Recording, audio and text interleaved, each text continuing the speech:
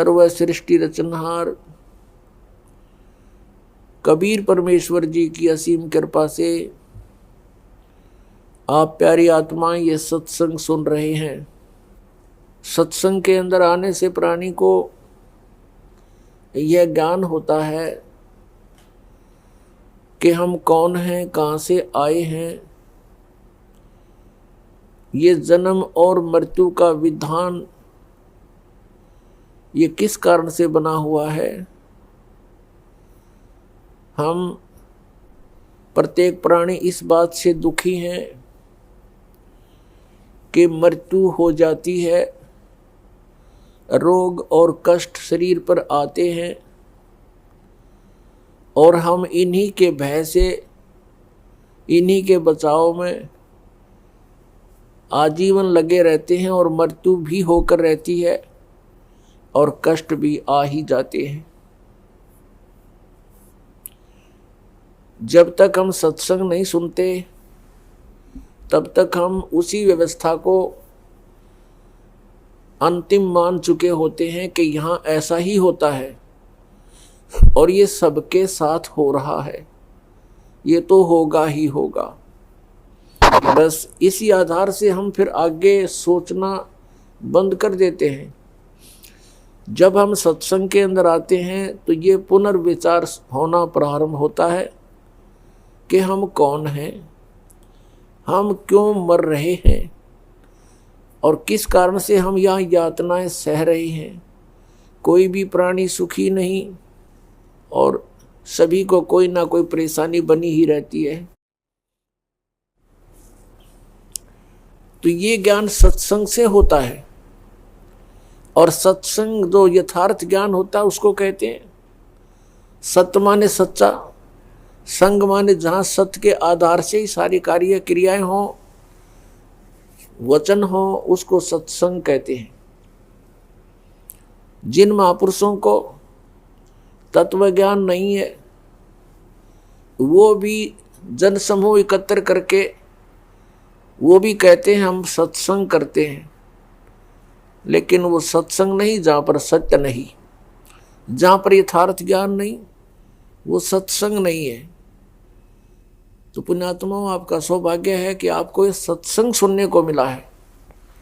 जैसे श्री ब्रह्मा जी, श्री विष्णु जी, श्री शिव जी को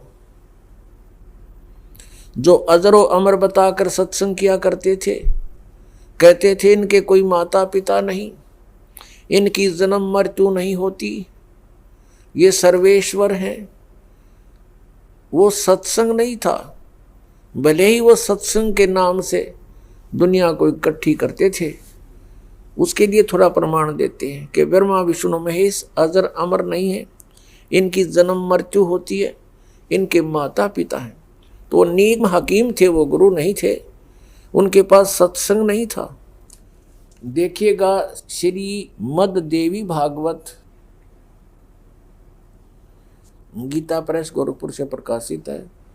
इसके संपादक हैं हनुमान प्रसाद पोदार, चिमन लाल गोस्वामी। प्रकाशक एवं मुद्रक हैं गीता प्रेस गोरखपुर, गोविंद भवन कार्यालय कोलकाता का संस्थान। इसके 123 पृष्ठ पर सारा कंसेप्ट क्लियर हो जाता है। ये देखिएगा, तीसरा स्कंद, ये लिखा तुम शुद्ध स्वरूपा हो। भगवान विष्णु अपनी माता दुर्गा की महिमा कह रहे हैं, तुम शुद्ध स्वरूपा हो, यह सारा संसार तुम्ही से उद्भासित हो रहा है। मैं ब्रह्मा और शंकर हम सभी तुम्हारी कृपा से विद्यमान हैं। हमारा आविर्भाव माने जन्म और तिरोभाव माने मृत्यु हुआ करता है। हमारा जन्म और मृत्यु होता है, केवल तुम ही नित्य हो, जगत जननी हो, प्रकृति और सनातनी देवी हो। स्पष्ट हो गया, ब्रह्मा विष्णु महेश का जन्म मृत्यु होता है, यह अविनाशी नहीं है। और दुर्गा को प्रकृति भी कहते हैं, ये भी याद रखना। भगवान शंकर बोले, देवी यदि महाभाग विष्णु तुम्ही से प्रकट हुए हैं तो उनके बाद उत्पन्न होने वाले ब्रह्मा भी तुम्हारे बालक हुए, फिर मैं तमोगुणी लीला करने वाला शंकर क्या तुम्हारी संतान नहीं हुआ? अर्थात मुझे भी उत्पन्न करने वाली तुम ही हो शिवे, संपूर्ण संसार की सृष्टि करने में तुम बड़ी चतुर हो।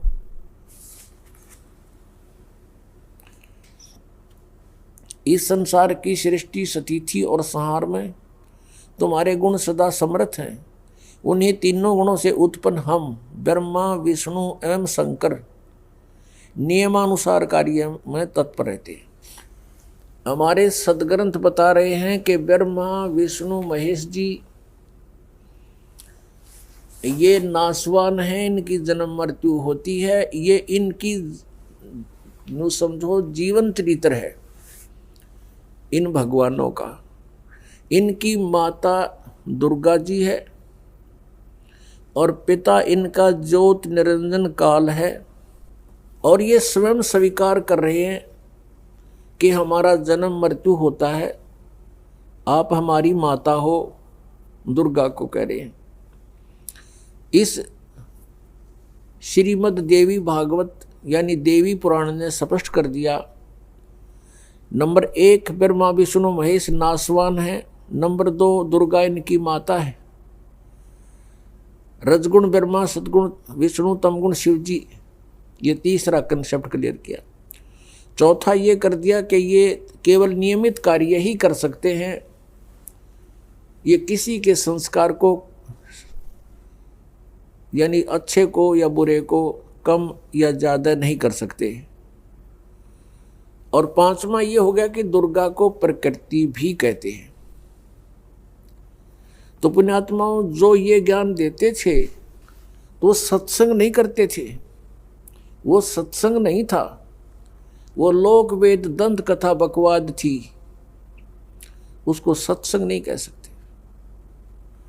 अब वर्तमान के अंदर जो सतपुरुष परमेश्वर कबीर देव जी द्वारा अपने मुखारविंद से बोली अमृतवाणी के अंदर से कुछ वाणी चुरा ली और उन वाणियों के आधार से स्वयं भू संत बन बैठे। हल्दी की गांठ से पंसारी बन गए वो, और उनको कख का पता नहीं, सतलोक सचखंड की बातें करते हैं। ये कौन से पंथ हैं? राधा स्वामी पंथ। इसकी सभी शाखाएं, इनके पास कख भी नहीं है, कोरा अज्ञान भरे हुए हैं, जनता को बर्बाद कर रहे हैं। सत्कर मानना पुण्यात्माओं। दास का उद्देश्य है कि सच्चाई को जनसाधारण के रूबरू करूं ताकि इन अज्ञानियों से पीछा छूटे जिन्होंने जीवन अपना भी नाश कर लिया और आपके लिए भी उबाधक बने हुए हैं। इनमें कौन कौन आते हैं? जैसे श्री शिवदयाल जी से आगरा में राधा स्वामी पंथ चला, ये खुद बताते हैं। और शिवदयाल जी से एक शाखा निकली व्यास, वहाँ श्री जयमल सिंह जी उनके शिष्य हुए हैं। और उनकी मृत्यु यानी शिवदयाल जी की मृत्यु के 11 वर्ष बाद आप नाम देने लगे, स्वयंभू गुरु बन गए, जबकि उनको कोई आदेश नाम देने का नहीं था और श्री शिवदयाल जी का कोई गुरु नहीं था। और जिस कारण से श्री शिवदयाल जी भूत बने, प्रेत बने, अपना जीवन नाश किया और करोड़ों इन अनुयायियों का भविष्य नाश कर दिया, जिन्होंने उनको परम धनी पूर्ण संत मानकर उन पर न्यौछावर हो गए, उनका जीवन नाश करवा दिया। और बाबा जयमल सिंह जी ने डेरा व्यास में अपना स्वयंभू संत बनकर, स्वयंभू गुरु बनकर वहाँ से एक डेरा स्थापित करके नाम दान करने लग गया स्वामी। उसी का शिष्य हुए हैं श्री सावन सिंह जी। और श्री सावन सिंह जी से फिर 2 ब्रांच होगी। श्री सावन सिंह जी के शिष्य थे बिलोचिस्तानी शाह मस्ताना। वैसे तो अनेक शिष्य थे, लेकिन ये 2 मुख्य इसमें अपने आप को गद्दी का अधिकारी मानते थे। कौन कौन? बिलोचिस्तानी शाह मस्ताना, उनका वास्तविक नाम श्री खेमामल सिंह जी था। और दूसरे कृपाल सिंह जी। अब श्री सावन सिंह जी ने दोनों को बाईपास करके सरदार जगत सिंह को गद्दी का अधिकारी बना दिया। ये दोनों अक्षुब्ध हो गए, नाराज हो गए, न्यारा न्यारा अलग अलग अपने मनमुखी स्वयंभू संत बनकर नामदान करने लगे।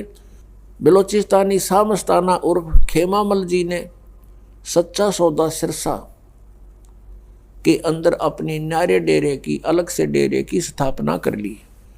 और कृपाल सिंह जी ने दिल्ली में, अब कृपाल सिंह जी से फिर आगे अलग हो गया एक ठाकुर सिंह जी। उसने न्यारे अलग से अपना बहन से अब स्वयं संत बन गया, क्योंकि उसको गद्दी मिली नहीं। कृपाल सिंह जी ने राजेंद्र सिंह जी को वहां अपना उत्तराधिकारी बना दिया। अब ये तो हो गया इनका। अब आगरा से निकला है एक जय गुरुदेव पंथ, आगरा से ही निकला है एक भिवानी के अंदर श्री ताराचंद जी ने वहां जनोद गांव के अंदर एक डेरा स्थापित किया। और जय गुरुदेव पंथ के वर्तमान जो मुखिया हैं वे हैं श्री तुलसी साहब जी, और उनके गुरुदेव थे श्री गोरेलाल जी, और गोरेलाल जी के गुरु जी थे गरीबदास जी। ये गरीबदास जी नहीं छुड़ाने वाले, वो अन्य वैसे नाम था उनका कोई, वो गरीबदास जी थे। वहाँ आगरा से उनका निकास है, यानी श्री शिवदाल जी के विचारों से ही ये ओत प्रोत है। दास का कहने का तात्पर्य है, पुण्यात्माओं ये तत्व ज्ञान है, इसको ध्यानपूर्वक समझना और निष्पक्ष होकर के विचार करना। दास का उद्देश्य किसी की आलोचना करना नहीं है। दास का उद्देश्य है कि सच्चाई को ऊपर लाऊं, और ये वर्तमान गुरु बने हुए हैं, इनके पास कोई ज्ञान, कोई आधार, सतभक्ति शास्त्र अनुकूल नहीं है। इन्हें भी विचार करना चाहिए, क्योंकि प्रत्येक प्राणी परमात्मा पाने के लिए प्रयत्न कर रहा है, और परमात्मा पाने के लिए ये उन संतों से मिले जिनसे उन्होंने गुरु पद प्राप्त हुआ। अब वो साधना भी परमात्मा पाने के लिए कर रहे हैं, और वो साधना ही गलत है, तो उस गुरु पद का वो क्या करेंगे? आप भी भूत बनेंगे, पशु बनेंगे, पक्षी बनेंगे, और अनुयायियों को भी गुमराह करने के वो पाप के भागी होंगे। अपने आत्माओं, ये जितने भी वर्तमान में श्रद्धालु परमात्मा के पाने की कोशिश कर रहे हैं, और जो गुरुपद प्राप्त करके उनको उपदेश दीक्षा दे रहे हैं, ये सभी पूर्व जन्म की पुण्यात्माएं हैं। अब जैसे सुखदेव ऋषि थे, वो पिछले जन्म की भक्ति युक्त थे। माँ के गर्भ से बाहर आते ही उसके अंदर सिद्धियां थी, आकाश में उड़ जाने की। फिर वो परमात्मा का उसको ज्ञान हुआ, साधु संत मिले और जनक जी से उपदेश लिया, फिर उन्होंने उनको ज्ञान सुनाया।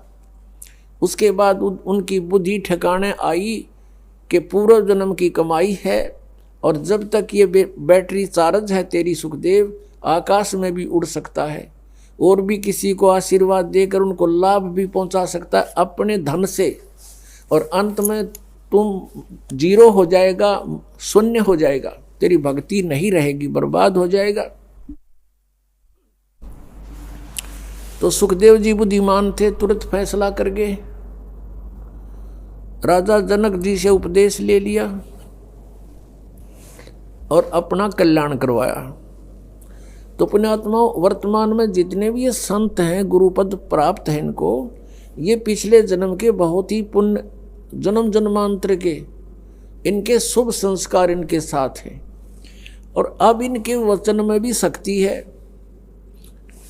और किसी को लाभ और हानि ये कर सकते हैं, इतनी इनके अंदर पूर्व बैटरी चार्ज है, पूरे जन्मों के संस्कार इनके साथ हैं, वो सिद्धियां हैं। अब जैसे इन्वर्टर लगा रखा है, इन्वर्टर की बैटरियां फुल चार्जड हैं और आगे चार्जर उससे हटा रखा है, कनेक्शन काट दिया, तो जब तक वो बैटरी चार्ज है तब तक तो पंखे भी चलेंगे, ट्यूब भी जलेगी, यानी सर्व लाभ जो इन्वर्टर दे सकता है वो आपको प्राप्त होते रहेंगे। और आगे चार्जर ना होने से उसकी क्षमता समाप्त हो जाएगी, वो डिस्चार्ज हो जाएंगी बैटरियां, तो फिर एक के दम सब सुविधाएं बंद हो जाएंगी। कारण क्या था कि उसको फिर से कनेक्ट करना था बिजली से चार्जर लगा करके, तो वो आगे काम करती रहती है। तो ऐसी दशा इन संतों की हुई है जो वर्तमान में संत गुरुपद पर हैं या इनके जो पूर्वज हैं जहां से डेरे स्थापित हुए हैं। ये पूर्व जन्म की पुण्यात्माएं थी और जिस समय इन्होंने ये डेरे स्थापित किए, उपदेश देने लगे, श्रद्धालु बहुत ही परमात्मा को चाहने वाले थे, शिक्षा थी नहीं, तो ये सोचा करते थे ये जो ज्ञान दे रहे हैं महापुरुष हैं, इन्होंने परमात्मा पाया है, ऐसी ऐसी बातें बना रहे हैं।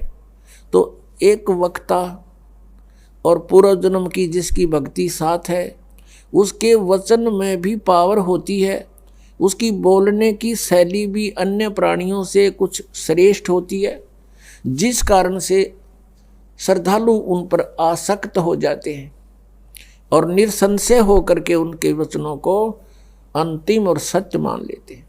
पुण्यात्माओं, ये काल का जाल है।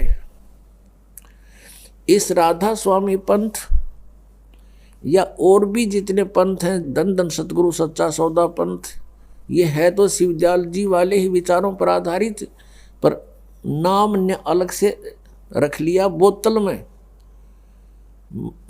में पदार्थ वही है, मेघ नारा लिख लिया, इतना सा अंतर है। पुण्यात्माओं, श्री शिवदयाल जी को कोई ज्ञान नहीं था, कबीर परमेश्वर जी का ज्ञान चुरा के और ये स्वयंभू संत बन गए। इनका कोई गुरु नहीं था श्री शिवदयाल जी का। आगरा पन्नी गली के अंदर ये रहते थे। इनके घर पर श्री तुलसी साहेब जी हाथरस वाले एक संत थे, वो भी स्वयंभू संत थे और उन्होंने भी कबीर परमेश्वर की वाणी को पढ़ा था। कबीर परमात्मा की वाणी को पढ़कर उससे अपना अनुभव साथ में मिक्स करके अपनी पुस्तक, अपने सतर के ज्ञान की पुस्तक बना दी उसने, घट रामायण। उसने पूर्ण रूप से परमात्मा को निराकार सिद्ध किया है और परमात्मा का प्रकाश ही प्रकाश है। सचखंड के अंदर परमात्मा है नहीं, वह आत्मा जाकर के ऐसे लीन हो जाती जैसे बूंद समुद्र में। और यही ज्ञान इस राधा स्वामी पंथ वालों के पास है। तो उसने एक और कंसेप्ट क्लियर कर रखा है घट रामायण भाग 1 में 27 पृष्ठ पे श्री तुलसीदास हाथरस वाले ने कि पांचों नाम काल के जानो। जो पांचों नाम इस राधा स्वामी पंथ में प्रदान किए जाते हैं श्रद्धालुओं को, श्री तुलसीदास हाथरस वाले ने कहा है ये पांचों नाम काल के हैं। और फिर इनसे हटकर बताया है कि 2 मंत्र और हैं, एक सतनाम है, एक आदि नाम है। सतनाम के बारे में वो परिचित नहीं था खुद भी श्री तुलसीदास हाथरस जी वाले, कि वो 2 अक्षर का होता, वो 2 अक्षर से परिचित नहीं था। उसने सतनाम को सतनाम ही बता दिया। और आदि नाम से भी परिचित नहीं था तुलसीदास हाथरस वाले। तो श्री शिवदयाल जी ने वही ज्ञान वहाँ से सुनाया और फिर अपना हठ योग करके कई वर्षों तक 15-16 वर्षों तक कोठे में कोठा यानी बंद कमरे के पीछे कमरा, उसमें बैठ के हठ योग किया। उसको ये कहते हैं, इसको सुरत शब्द अभ्यास किया। इनकी बुद्धि देखो। और ये शब्द किसको मानते हैं? अंदर जो आ रही है आवाज, धुन, उस पर ध्यान रखना, उस पर सुरत लगा के रखना, ये सुरत शब्द अभ्यास कहते हैं। ये सुरत शब्द अभ्यास ये नहीं है। सुरत शब्द अभ्यास ये है जो गुरुजी ने मंत्र दिया, उसका जाप करते समय उस पर सुरत रखा, मैं क्या बोल रहा हूँ, क्या जाप कर रहा हूँ, इसकी प्रैक्टिस करना, ये सुरत शब्द अभ्यास है। और ये हठ योग को सुरत शब्द अभ्यास बताते हैं। ये किसी भी संत मत में नहीं किया किसी ने।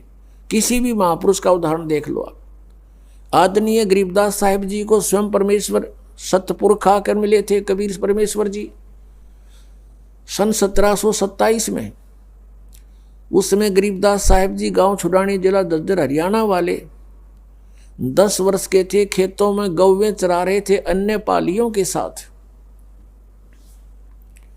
तो वहां से परमात्मा सतपुरुष सतलोक में लेकर गए उनको कबीर परमेश्वर जी, और सभी ब्रह्मांडों को परिचित कराया, सभी ब्रह्मा विष्णु महेश की सतिथि से परिचित कराया।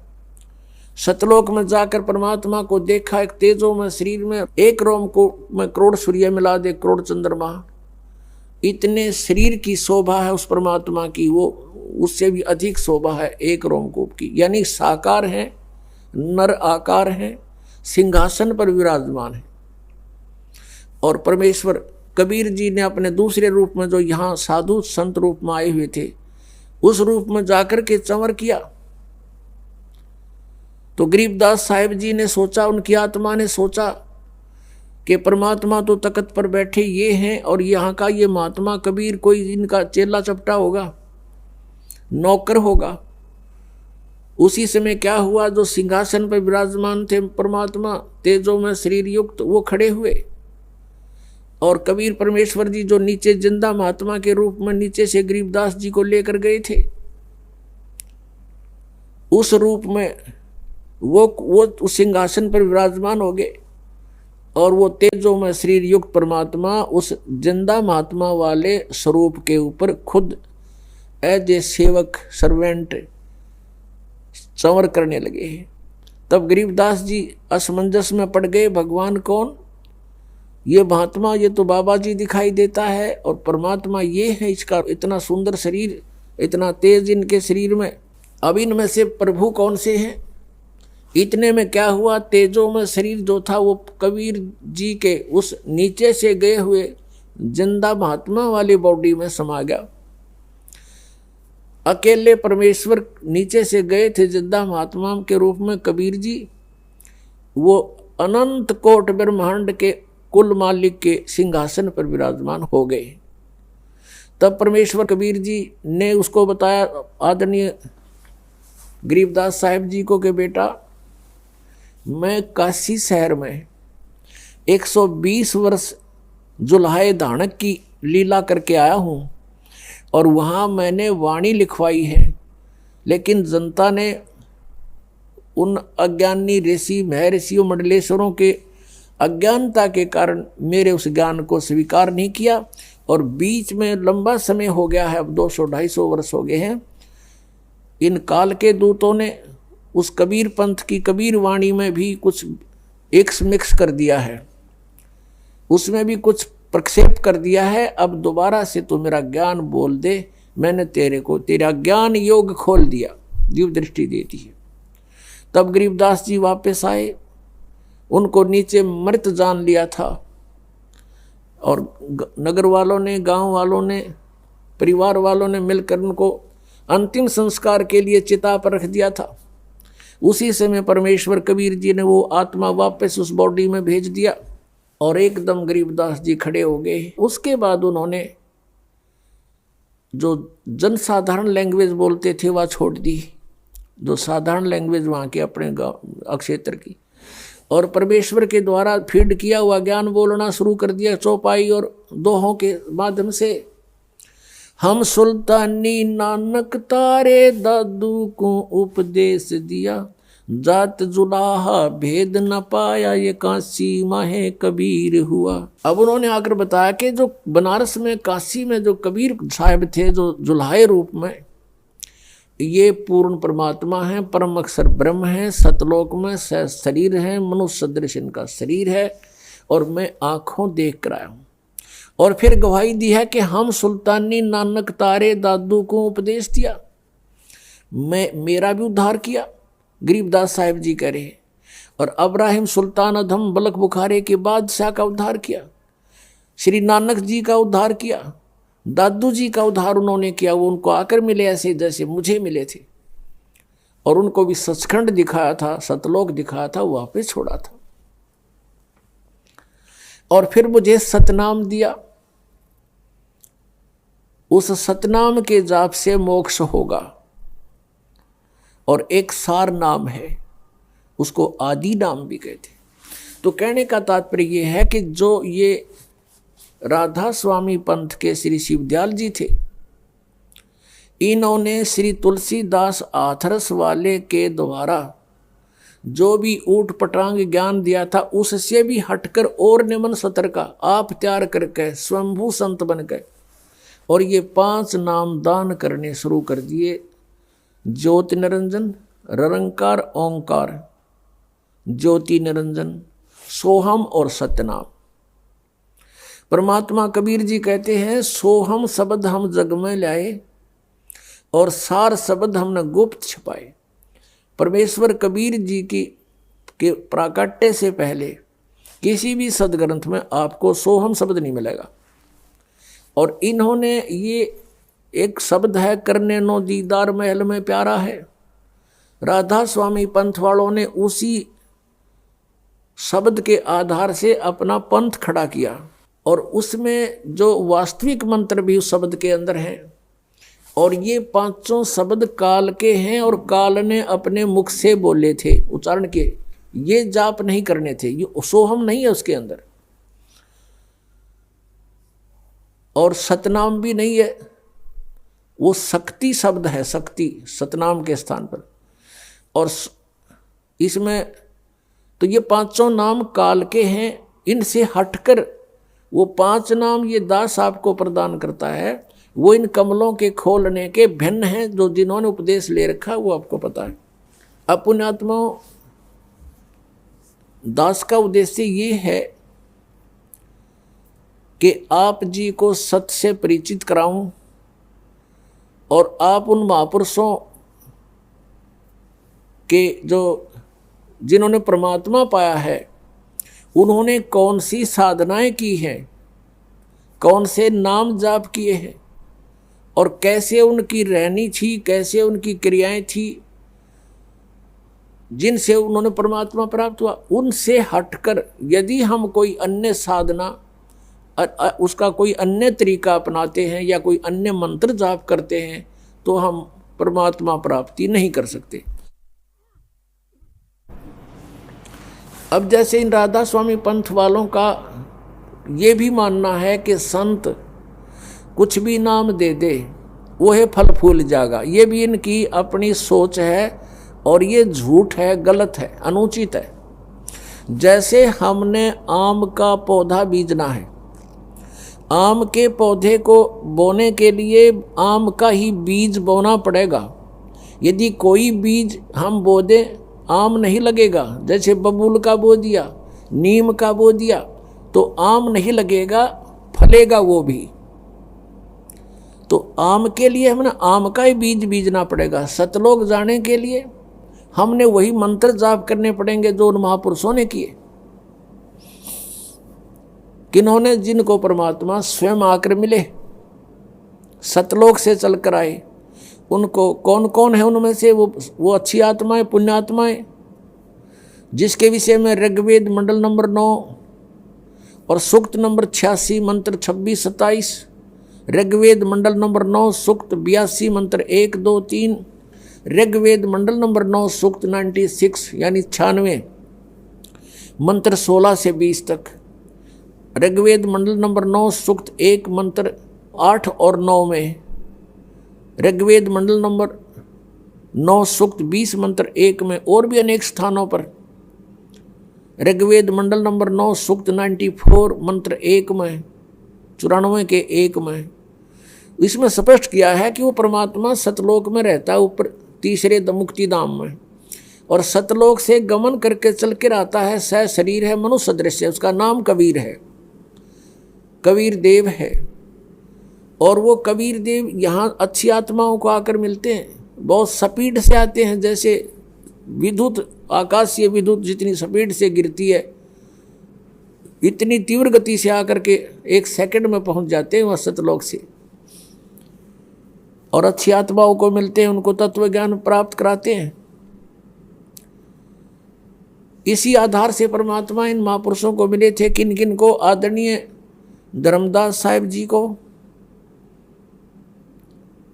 आदरणीय मलुकदास साहिब जी को, आदरणीय नानक साहिब जी को, आदरणीय दादू साहिब जी को, आदरणीय गरीबदास साहिब जी को, गांव छुरानी जिला दद्दर हरियाणा वाले को, आदरणीय गीसा दास साहिब जी को, गांव खेखड़ा और जिला मेरठ उत्तर प्रदेश में।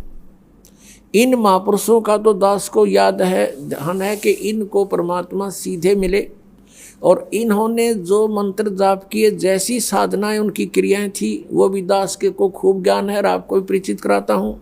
धर्मदास जी कभी हठ योग नहीं किया, और स्वयं परमेश्वर कबीर जी ने एक उदाहरण पेश किया, एक रिहर्सल करके दिखाया हमारे को कि वो कपड़ा बुनते थे और नाम भी जाप करते थे।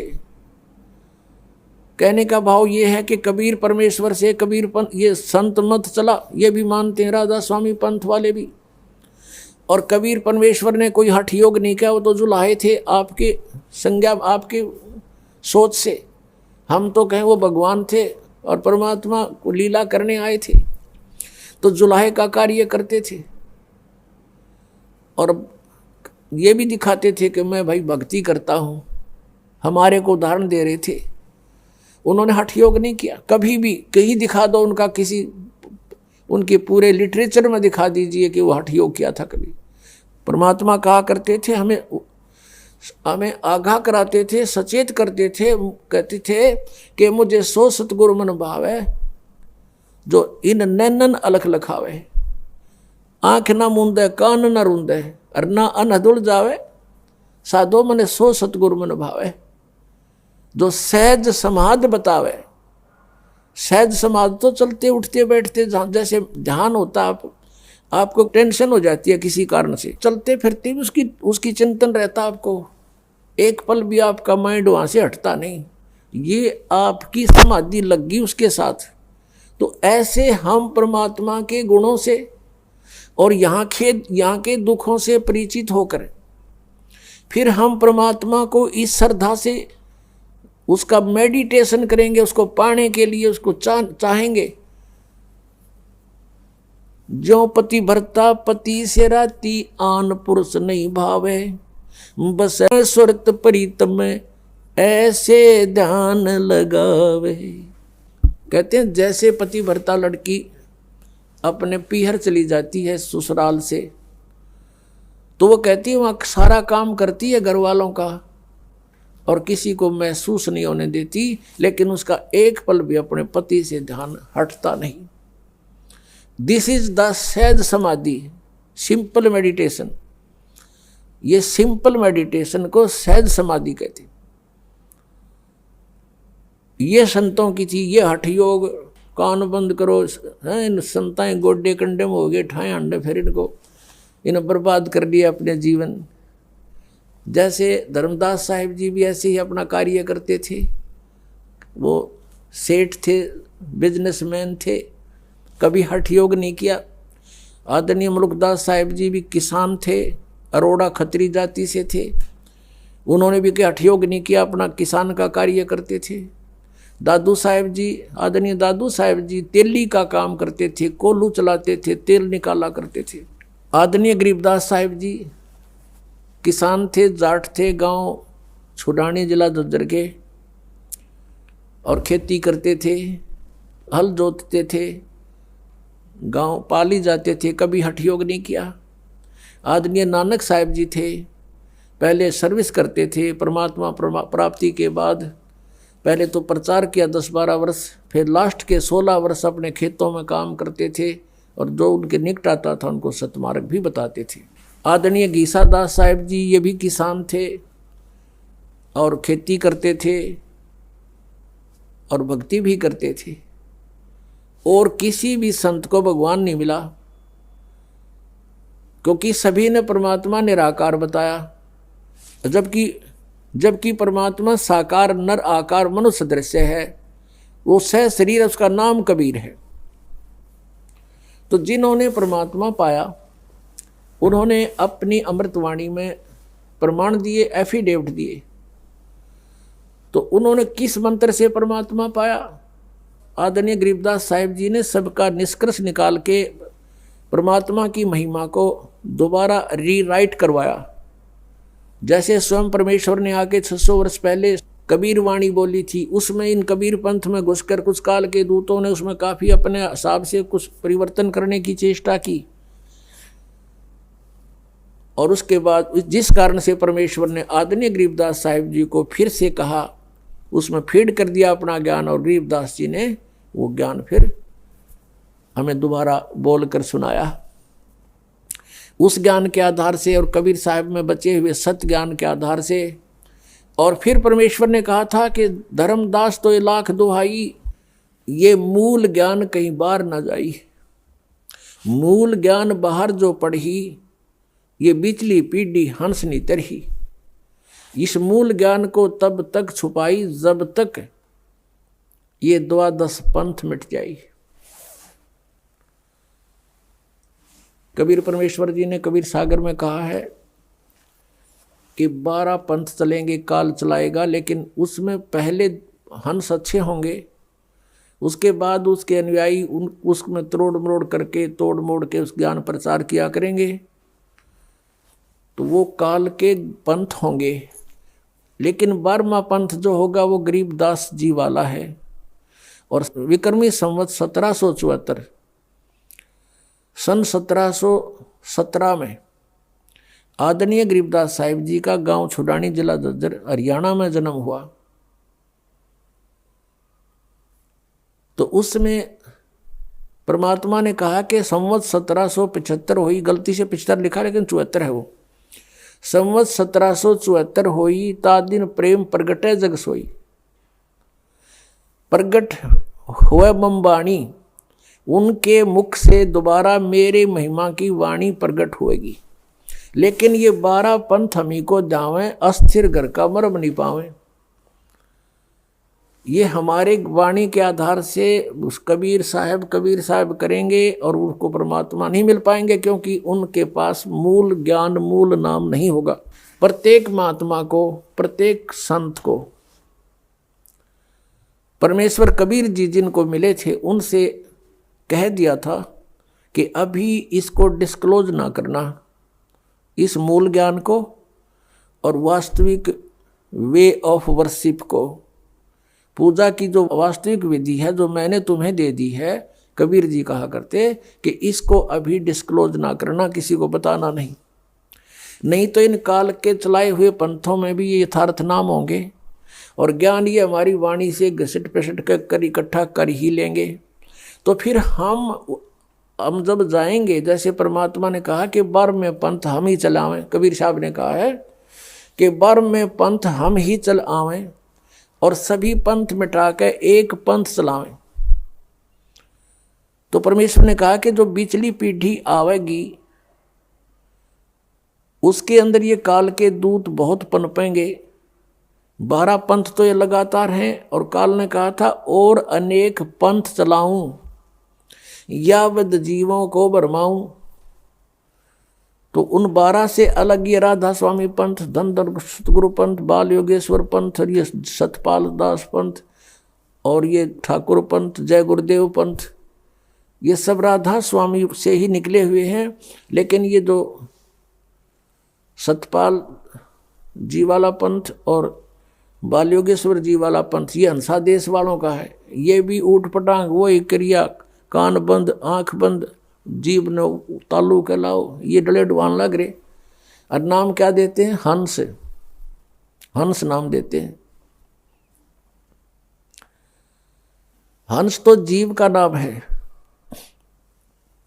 और कहते हैं हंस को उल्टा कर लो सो हम हो गया। हंस का उल्टा करे यूँ कोई बात हुई? इब गाड़ी ने उल्टी कर ले उल्टी घेर ले सड़क के ऊपर, और फिर कह दे वो के गाड़ी हो गया, ये कोई बात हुई इनकी? जिसी टूटी फूटी ले रहे थे वह भी उल्ट कर ली। तो कहने का भाव है इनने अपनी मनमुखी मंत्र लोक वेद जनता में ठोक दिया, और सबकी दुर्गति हो रही है। उन संतों की भी दुर्गति हो रही है जो इस पंथ के प्रवर्तक थे। अब कारण क्या था? कि उनके पास तत्व ज्ञान नहीं था। तो कौन से मंत्र का जाप किया उन महापुरुषों ने जिनको मोक्ष प्राप्त हुआ? सतनाम का। और सतनाम है 2 अक्षर का,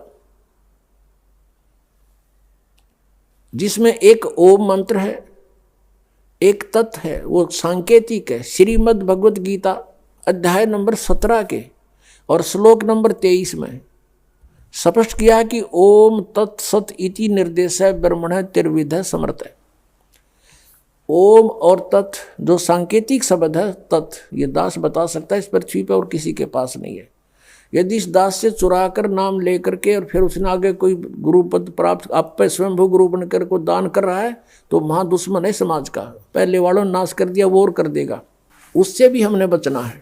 ऐसे कोई पाखंडी कहीं मिल जावे उससे भी बचाना है। जनता को समझाना है कि नकली है, इसको कोई अधिकार नहीं है।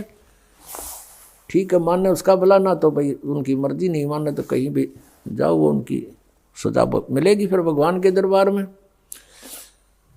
तो सतनाम 2 अक्षर का है, एक ओम और एक तत्। और सत जो उसमें शब्द है वो आदि नाम है, इसको सार नाम भी कहते हैं, वो भी गुप्त है। तो गीता अध्याय नंबर 8 के श्लोक नंबर 13 में गीता ज्ञान दाता कहता मेरा एक ओम मंत्र है, बस, नथिंग एल्स।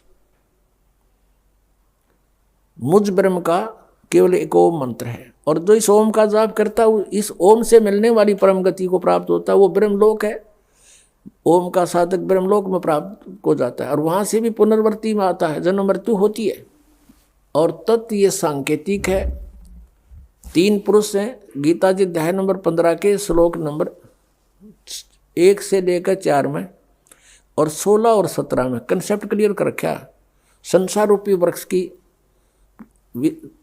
संकेत दिया है, लेकिन कबीर परमेश्वर जी ने, क्योंकि तत्वदर्शी संत रूप में आए थे मालिक, उन्होंने उसका विस्तृत जानकारी दी है। और गीता जी अध्याय नंबर 15 के श्लोक नंबर 1 में यही कहा है कि जो संसार रूपी वृक्ष के सभी विभागों को जानता है, स वेदवित,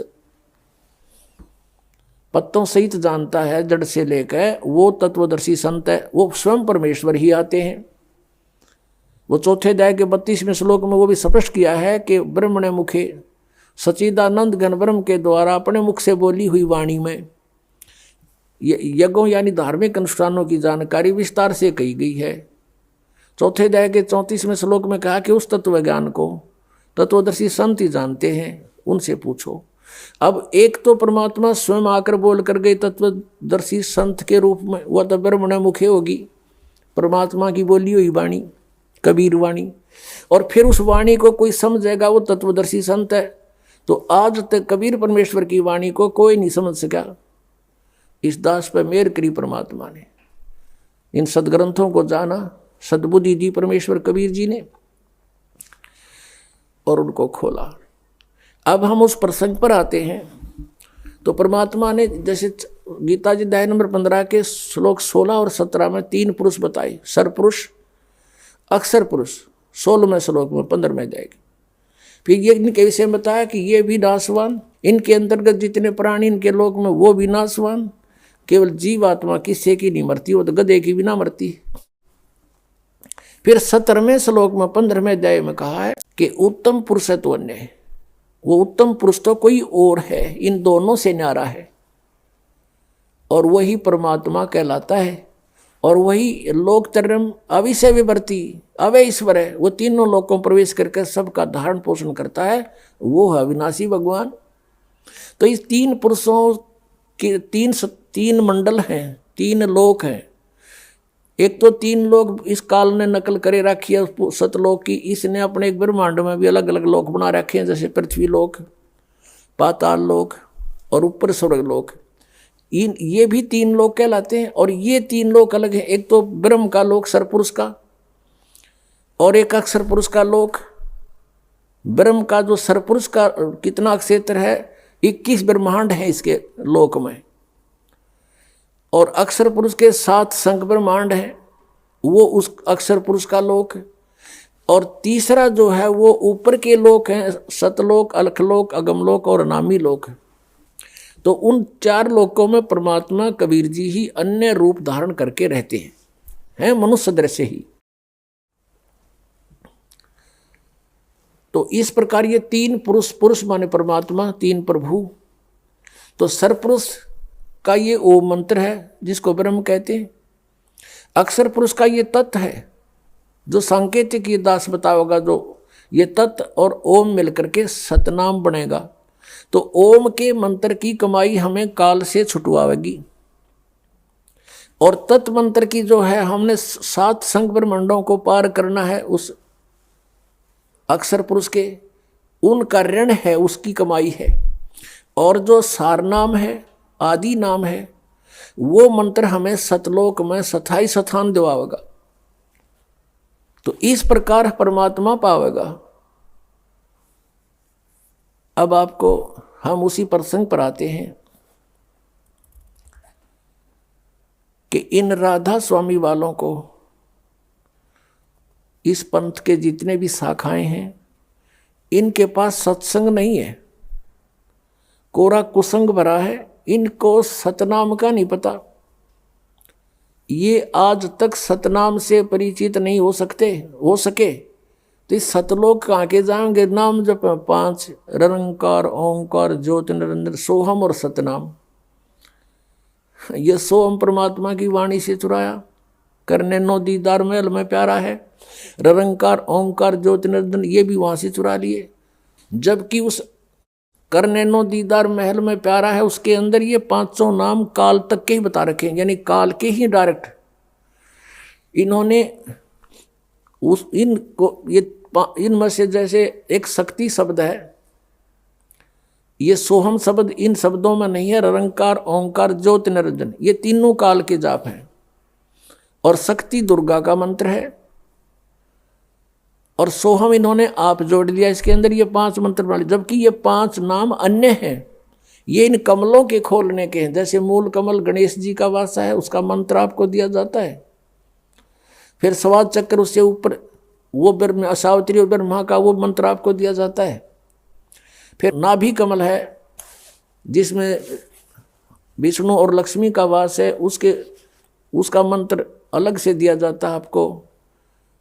और हृदय कमल जो दोनों सतनों के बीच में जो ये स्थान यहाँ पर आता है, रीढ़ की हड्डी के अंदर की तरफ पीछे बैकबोन पर, तो वहाँ एक हृदय कमल है जिसमें उसमें शिव और पार्वती का निवास है, उसका मंत्र आपको दिया जाता है।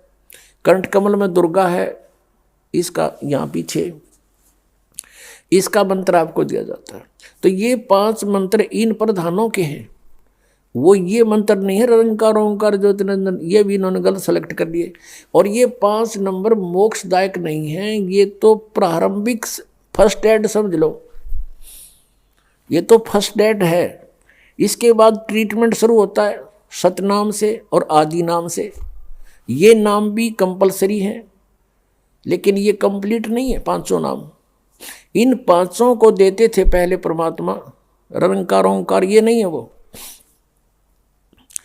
और ये सतनाम केवल कुछ एक भक्तों पुण्यात्माओं को दिया जो दृढ़ भक्त थे, अगर डिस्क्लोज नहीं करेंगे, उनको मना कर दिया था कभी इसको डिस्क्लोज ना करना। निदा बिचली पीढ़ी फिर हंस नहीं हमें पहचान पाओगे, ये नकली भी हुए नाम देते पाओगे, अधिकारी ये होंगे ही नहीं हैं, और जीवों को फिर काल के मुख में डाल देंगे। तो इस प्रकार परमात्मा ने उनको ये मंत्र दिया था, स्वयं जाप कीजिए, किसी को डिस्क्लोज मत करिए। और पहले ये 5 नाम दिए थे, जो दास आपको 7 देता है, 5 दिए थे बीच बीच के, ताकि इनको कुछ चार्जिंग होती रहे इन पुण्यात्माओं की, और ये दोबारा मनुष्य जन्म प्राप्त करते रहे इस मंत्र से। मोक्ष नहीं हो सकता इन 5 नामों से जब तक ये और सारे कंप्लीट नहीं मिलेंगे। तो परमात्मा ने दया बख्शी थी कि ये किसी प्रकार ये पुण्यात्मा बिचली पीढ़ी तक चले जाएं। उस 5 मंत्र, प्रथम जो मंत्र आपको दिया जाता है उसके जाप से आपके मनुष्य जन्म होते हुए आ रहे थे। इसलिए तो आपको आज भी भगवान की चाह है। नहीं तो ऐसे भी व्यक्ति हैं जो सोचते भी नहीं परमात्मा की ओर, और आप बचपन से ही कोई ना कोई आड़ लेकर भगवान की लगे हुए हो। आप वो पुण्यात्मा हो जो परमात्मा के साथ सन 1398 से लेकर 1518 तक 120 वर्ष के दौरान आप कभी ना कभी उनसे टच में आए हो। उसमें परमेश्वर कबीर जी के 64 लाख शिष्य हुए थे। 64 लाख। आज तो हर मीडिया का साधन है प्रत्येक प्राणी के पास। कोई 4 बातें जानता है मीडिया के माध्यम से, वो भी संत पर प्रसिद्ध हो जाता है। आज से 600 वर्ष पहले पूरे भारतवर्ष की मेरे ख्याल 4 करोड़ आबादी नहीं होगी, जिसमें पश्चिमी पाकिस्तान, पूर्वी पाकिस्तान, बलूचिस्तान, अफगानिस्तान और इराक, ईरान, गजनी तक ये सारा भारत ही था, और कुल मिलाकर 5 करोड़ आबादी नहीं थी। और उस समय परमेश्वर कबीर जी के 64 लाख शिष्य थे। उनमें से आप ही हो जो कोई राधा स्वामी का फंस गया, कोई जय गुरुदेव का फंस गया, कोई धन धन सतगुरु का फंस गया, कोई वैसे अपनी परंपराएं साधनाएं करके मस्त है, कोई हंसा देश वाला का फंस रहा है, और बाकी कोई बचे कुछ इनके या सारामर ने बांध रखी है गांठ सबकी। और ये सुधांशु जी जैसे, इनको कह का पता नहीं, शिव जी को मृत्युंजय बताता है शिव सुधांशु जी, और नाम देता ओम तत्सत ओम तत्सत। इन तत्व और सत का पता नहीं, सीधा ढूंढा ठारे हैं। तो पुण्यात्माओं, दास का उद्देश्य है कि जब तक इनके ज्ञान और नाम साधना को आपके रूबरू ना करूँगा तब तक आप सच्चाई से परिचित कैसे होगे। और जिन महापुरुषों ने मंत्र जाप करे वो भी आपको बताऊंगा कौन कौन से किए। यही सतनाम जो 2 अक्षर का आपको दिया जाता है, ये गुरु नानक देव जी ने जाप किया, यही मुल्कदास साहिब जी ने जाप किया, यही श्री धर्मदास साहिब जी ने जाप किया, यही आदरणीय दादू साहिब जी ने जाप किया, यही आदरणीय गरीबदास साहिब जी ने जाप किया, जो परमात्मा ने सीधा आकर उनको नाम दिया। और ये गीसा दास साहिब जी ने जाप किया। ये 2 मंत्र का सतनाम है, जिसमें एक ओम है, एक तत्। आपको पता है जिसने सतनाम प्राप्त है।